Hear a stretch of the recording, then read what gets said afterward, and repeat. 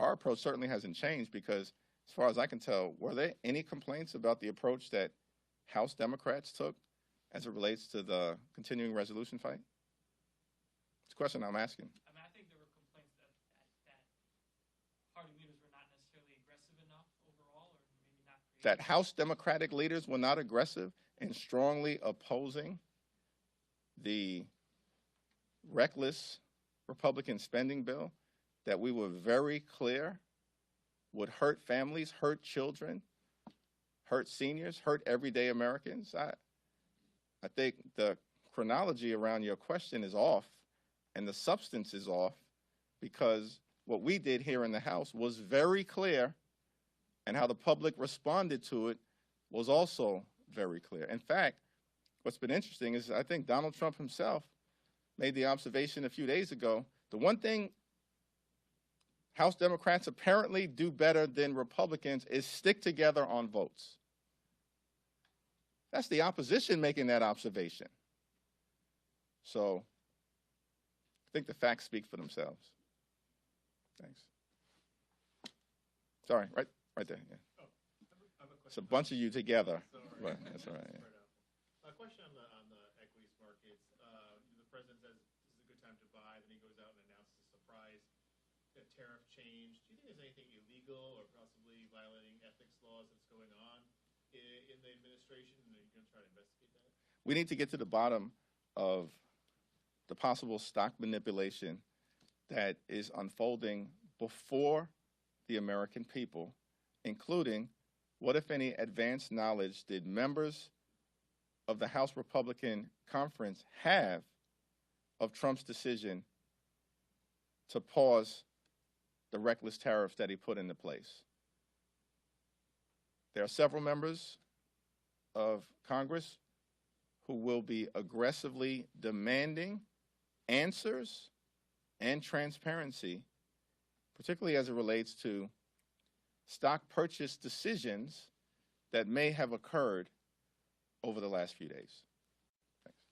As a follow-up to that question, are there any avenues that Democrats can explore to force an investigation of the House, or are you all essentially handcuffed by being in the minority? There will be several avenues that we will be able to pursue, and will do so aggressively. And in fact, because of current congressional rules, we know that members of the House of Representatives will have to disclose any stock trades that they've made 30 days from the date of those trades, or potentially no later than 45 days. And so the reality is people are going to have to pay the piper in terms of disclosure. And so our point is you might as well get it out into the public domain now, because it's coming later, and there's nothing that you can do about it. Thanks. The DCCC rolled out a pretty ambitious list of targets for 2026, including some districts that weren't on anybody's radar.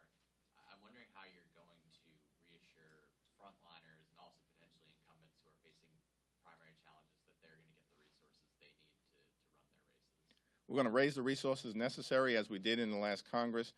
DCCC has consistently outraised the Republican National Campaign Committee, notwithstanding the fact that House Republicans are in the majority. That was the case in the last Congress. That will be the case in this Congress, as already demonstrated by the January and February numbers. We will continue to make clear that in terms of spending priorities, that our frontline members are first amongst equals, because you cannot achieve addition, and we only need to flip 3 seats in order to take back the majority, but you cannot achieve addition if you allow subtraction to take place. So we're committed to making sure that every single frontline member returns to the House of Representatives after the November 2026 election. Do you still believe there should be litigation in Texas overfilling the late Sylvester Turner's seat now that a special election has been scheduled? We're taking a hard look at it to determine what is the rationale for delaying the special election by approximately 8 months, given that the Honorable Sylvester Turner passed away on March 5th. Last question, thanks. It's unclear whether House Republicans will be able to suspend the debt limit on their own, and the X date is coming up in August or September, according to CBO.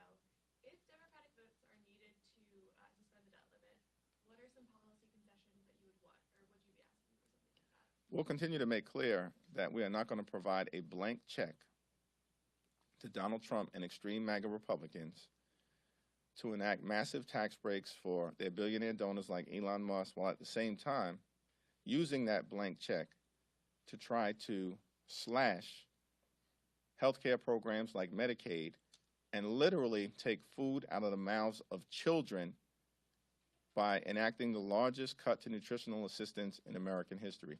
Those are the top lines. We've been very clear, public, and transparent about it.